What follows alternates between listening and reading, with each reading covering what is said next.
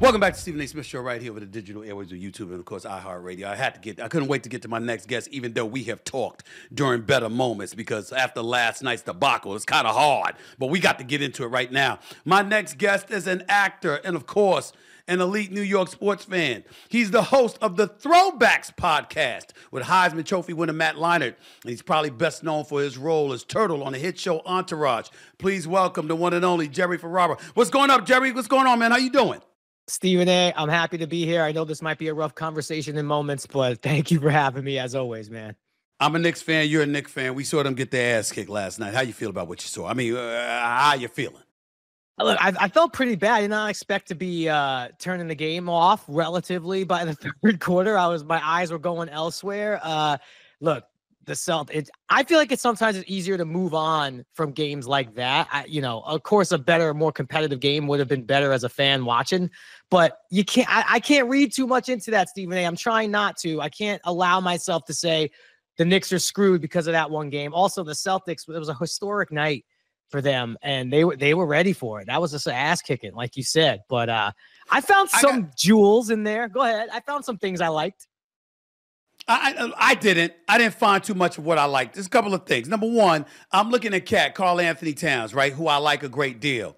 But obviously, when you think about him 6'10", 6'11", and the way he defended against Jokic in the playoffs last year, there was a lot to compliment. Against Boston, they're going to shoot threes. And if you can't get out and defend on the perimeter, that might be a weakness that could be exploited down the line. I'm worried about that. Mikal Bridges, this dude has shot like 1 of 19 during the preseason. He didn't come out last night looking like he had much of a shot.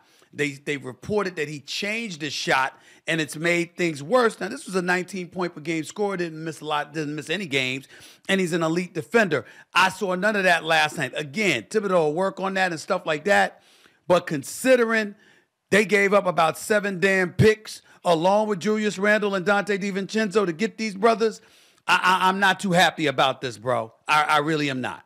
Yeah, so the thing that stuck out to me, too, was the identity that the Knicks had last year, the grit, the defensive toughness, and the rebounding. And, of course, they're missing Mitchell Robinson, so he should, hopefully, God willing, get back quickly and help with some of that. But, you mentioned the problems on the pick-and-roll defense for sure, and the Celtics shooting threes, but then on the offensive end, Cat's a three-point shooter. So the offensive rebounding that we had, the Hartenstein crashing the boards, it's kind of hard to do when your 6'10" center is out by the three-point line, but that's what he does best. That's going to take a big adjustment. You got to think that Tibbs will help fix the problems that were on the perimeter. And again, you cannot expect every team to shoot like the Celtics did. I mean, Josh Hart was hilarious saying like these guys should be drug tested because they hit every shot. It actually brought me back to Game 7 versus the Pacers last year. They hit every shot. Right. So I don't love the last 2 games for the Knicks with the offensive shooting that the other teams had, but you got to imagine Tibbs will fix the pick and roll and perimeter defense. It is a worry, though, the offensive rebounding, which was part of the identity last year. I don't know where that's going to come from with Cat and we want Cat shooting threes, being out on the perimeter. Josh Hart's an amazing rebounder as well for his size. So the identity has to be reestablished. And I think it's going to be a different identity than it was last year for Knicks fans. And which begs the question, how comfortable are you with a changed identity, considering how the identity that they developed and cultivated, magnetized, and literally captured all of New York last spring, and going in especially in the month of May, of course. The way that they played is rough. The Rough Riders that they looked at, just hard as nails. You were going to have to beat them. They weren't going to beat themselves. And Karl Anthony Towns, Mikal Bridges, that's an upgrade talent-wise, but you might have compromised some culture with that. How you feel about that? It hurts because I fell in love with that team last year. I really did. And I even talked about it on our show, like the emotional roller coaster. I hated it at first, but then I love the trade because of the talent part that you just mentioned, which is so true. But then you watch it last night, and there's still a small part of me that just wanted to see it. What we had last year, full strength with Randall and OG and everybody healthy, that's gone. But I do think that the ceiling of this team is much higher, but it's going to take work. And by the way, I know everyone talked about, oh, the Celtics are mad because of what happened with the Olympics with Tatum and Brown. Sure, I understand they might be a little salty. that does not take away from the fact that they're still awesome. Those guys are still in their prime. And I don't for one second believe that if the Olympic stuff didn't happen, the Celtics weren't going to be motivated. They are killers right now. Killers. They just are. They destroy anyone last night. Anyone. So the Celtics, because I got them as the favorites to win it all. I think they're going to repeat. We can debate for a second what players or what teams rather would give them the toughest go round. Here's what I'm willing to say about the Knicks. With Embiid hurt, with Paul George hurt in Philly, if that stays the way that is right now, and there's no reason to believe otherwise with the health of Embiid because he's never healthy, right? The New York Knicks have no excuse to lose to anyone but Boston in the Eastern Conference. That's my belief. What is yours? I believe that with you too. I like I said, I don't think it's going to be smooth sailing necessarily through the first 10 or so games as they adjust to the new changes, but I'm with you. There is one team, and I know a lot of people are going to say, oh, the health, and it's been the same song a little bit, but I do think you want to talk about someone who might have a chip on their shoulder. I get the Celtics stuff with the Olympics, but Giannis by himself could wreck any team in the right circumstance with health. I know that dude's got to be pissed. I'm not saying the Bucks are that team, but if you get a healthy Lillard in rhythm and a driven Giannis, which I think he's going to be coming off that season last year with all injuries, he could have won an MVP. I don't discount the Bucks being a big part of this conversation.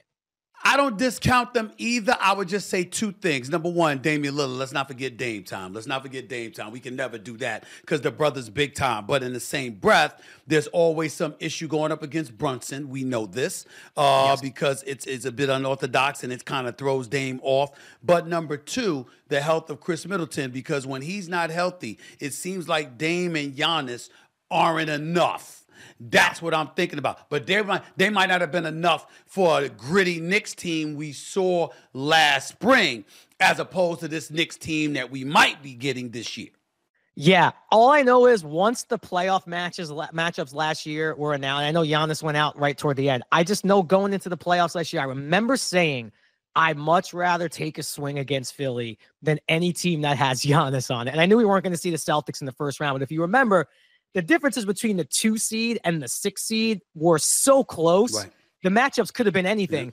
I just remember not wanting to see Giannis for 7 games. And then unfortunately he got hurt shortly before. So that was the wrong option. But that guy scares me, man. I've seen that guy wreck games by himself. And I was way more scared of him than the Sixers last year.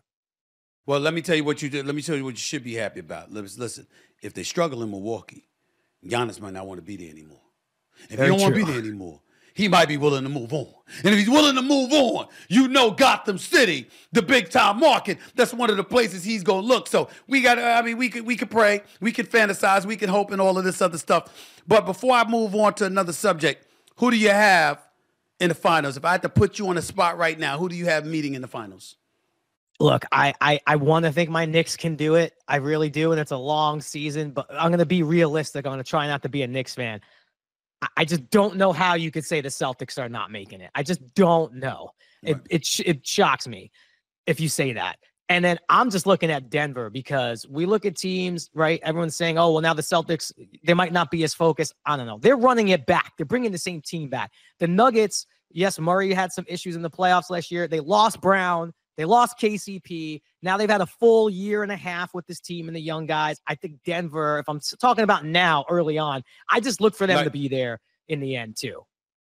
Yo, my brother, it just shows your brilliance because that's exactly who I picked. I picked Boston and Denver. You see what I'm saying? But we're mindful. It's fluid. It's fluid. Yes, you know what I'm saying? Yes, it can change from time to time. You got to do that. Listen, before I let you get on out of here, your thoughts about the Liberty bringing a championship, a basketball championship to the city of New York. What were your thoughts about that? I think anything that brings a championship to the city of New York, and hopefully the Yankees could do it starting this weekend. Anything that brings a championship to the city of New York, I'm for. When you really looked at the Liberty, just to know that they didn't win a championship yet as one of the, the franchise, the first one, it really hurt. But that was beautiful, man. That was beautiful. I think the city of New York needed it. It was a grind. That was a great series. So I am so happy that we have a championship finally in women's basketball with the Liberty. We needed that one. The New Yorkers needed that one. I ain't gonna lie to you. I don't give a damn if it was Pop Warner football or something. We so starving for a championship in this city. I was just happy to have it. I ain't gonna front. I'm not gonna lie to you. The New York Yankees, as big as that is with the Liberty, it ain't gonna be bigger than the New York Yankees if they beat the Dodgers and win this World Series. What's your prediction for that? Listen, I think that this series is potentially, well, I think it's going 7, if I'm being quite honest. And I think that game 7, everyone is saying this could be the litmus test of where baseball stands. I think that will be the most watched game in the last 20 years for sure. I think it's Yankees in 7. I got to stick with my Yankees. That is going to be a heavyweight slugfest. I cannot wait. I just cannot wait. It's the perfect matchup. And I have LA roots. I was in LA for 20 years. I cannot wait for this World Series. I've given up on a Super Bowl championship coming to New York for the foreseeable future with the Giants and the Jets and the way they look. How about you? Listen, I love football always. I'm still going to watch. I'm a Giants fan. The Jets are a fun reality show right now. I'm still going to watch that and support, but I'm just in future mode with the Giants. I'm thinking of a few years from now. They're giving me so much joy with 2007 and 2011 beating the Patriots. It's hard to get like mad. And I'm excited about Neighbors. Let's just say I'm going to keep my focus on Malik Neighbors because he's unbelievable. Yeah. He's special. He's special. Listen, man, before I go, man, I wanted to end this by talking to you about your podcast, Throwbacks. I mean, you got a lot of things going on, highly successful. We always appreciate you in the sports world and when you bring to the table, even though you're a phenomenal actor, you've accomplished great things. You know your sports backwards and forwards. Make no mistake about that. I want to know what inspired you to have this particular podcast and why Heisman Trophy winner Matt Leinart, by the way, who's doing a good job on television himself. Yeah, Liner's great. You know, the part of this for me, Stephen A, as I've gotten older, it's a little harder to make friends, right? Just not because I can't. It's just you got kids and stuff. Right. I am making a new friend by doing this podcast. And Matt, when he was winning a Heisman in 2004 for USC, I was out in LA. Entourage just started. We could have easily been friends back then. We met 20 years later. So it's almost like you're watching us become friends in real time. And I will say, shout outs to you, Stephen A, not even because you're having me on your show today. You guys were always so great to me, having me on First Take. And I always say 2 of the best perks about my acting career. We love you on the show. Courtside Knicks tickets, and I get to go on First Take. And you made me feel confident enough to go talk sports with people. I'm not an athlete, you know, and I give you a lot of credit for that. You were always so humble and gracious having me on anytime I wanted to come on. And it's still one of the coolest things I've ever done. Well, you've done a great job. And by the way, you're welcome back because we got a lot to talk about this basketball season. Make no mistake about it. And now with your podcast, is the podcast restricted? I mean, do you stay with sports or do you talk about anything? Oh, no, we talk about anything. Believe me, I go on and on about my acting career and a lot of the stories I've seen in the acting world. You know, believe me, there's a lot of, we just talked today about, you know, movies that had to pull the plug, similarly to how, other teams might have to be pulling the plug on their season right now. It's like a movie falling apart, which does happen in Hollywood a lot. That's right. Well, listen, you're always welcome on any show I'm on. You know that, my man. Jerry, I really appreciate your time, brother. Keep doing your thing. Throwbacks podcast with you and Matt Leinart. Can't wait to listen to it myself. All the best to you, my brother. We'll talk soon, all right? Thank you, Stephen A. Go Knicks, go Yankees. No doubt. No doubt. Yankees is 7. Yankees said, that's what we're going with here. Yankees is 7.